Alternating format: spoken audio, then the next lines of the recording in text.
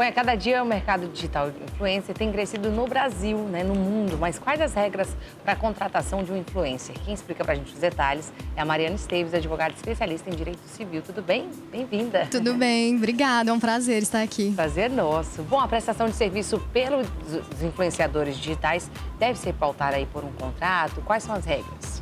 Então, o marketing digital com o influencer, ele vem crescendo muito. Esse boom que deu com as redes sociais, as empresas vêm procurando cada vez mais esse tipo de marketing para elas. Porque além de ser mais em conta do que o marketing convencional, em televisão e tudo mais, traz muito resultado. 49% hoje da tomada de decisão dos jovens de alguma compra vem dos digitais influencers. Então, assim, hoje é muito combinado entre o comerciante e o digital influencer via WhatsApp, enfim, ou verbal. Não é muito comum ainda feito um contrato, mas é muito importante ter um contrato escrito de prestação de serviço nesses casos. Então, por exemplo, é um pouco inseguro fazer então um contrato só verbal, né? Ou via Isso. WhatsApp, né? Se houver alguma questão, algum litígio, pode buscar a via judicial, mas vai ser muito mais trabalhoso para comprovar e para explicar os termos. Uma coisa, um contrato verbal ou que foi feito via WhatsApp ou e-mail do que aquele contrato escrito e com a assessoria de um advogado.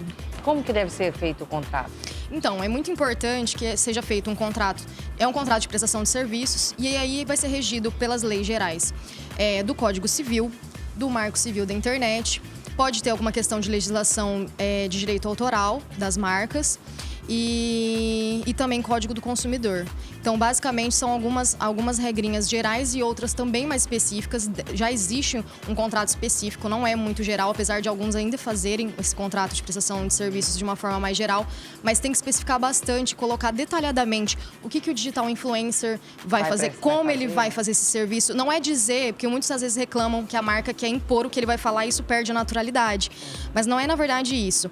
Ele vai falar com naturalidade, exato, um norte, quantas postagens, como ele vai entregar, qual é o prazo de duração desse contrato, por quanto ele vai durar, como vai ser pago, porque tem a questão das permutas e tem também dinheiro. Então, tudo isso tem que estar muito bem descrito e detalhadinho, porque vai ser um manual para ambas as partes, tanto para o comerciante quanto para o digital influencer. Existe alguma regulamentação da profissão? Então, no Brasil, ainda não há uma regulamentação específica para essa profissão. Então, por isso que ainda é utilizar essas legislações do Marco Civil da Internet, que traz algumas questões de liberdade de expressão, enfim, nas redes sociais, e também essas leis gerais do Código Civil mesmo, de prestação de serviço. Os impostos também devem estar nesse contrato ou não?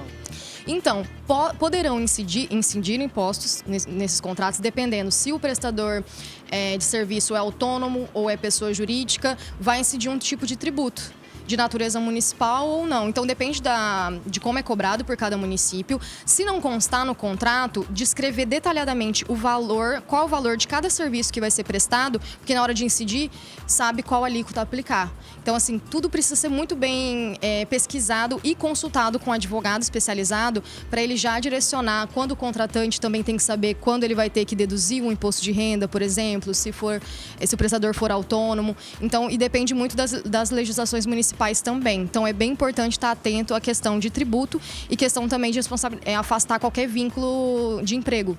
Perfeito. Porque é uma prestação de serviço. E a gente sabe que, infelizmente, acontecem aqueles casos em que o digital influencer fala que é um digital influencer, na verdade não é, às vezes comprou o seguidor. E, nesse caso, o contrato ampara a empresa que contratou a pessoa que não é de verdade, Então, isso que vendeu uma coisa que não é, né?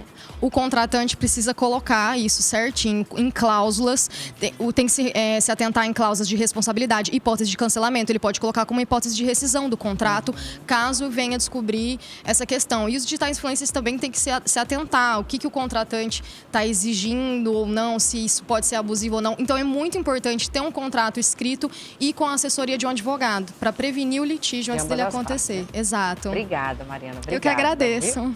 Bom, tá aí então. Esse foi o nosso quadro. É legal saber.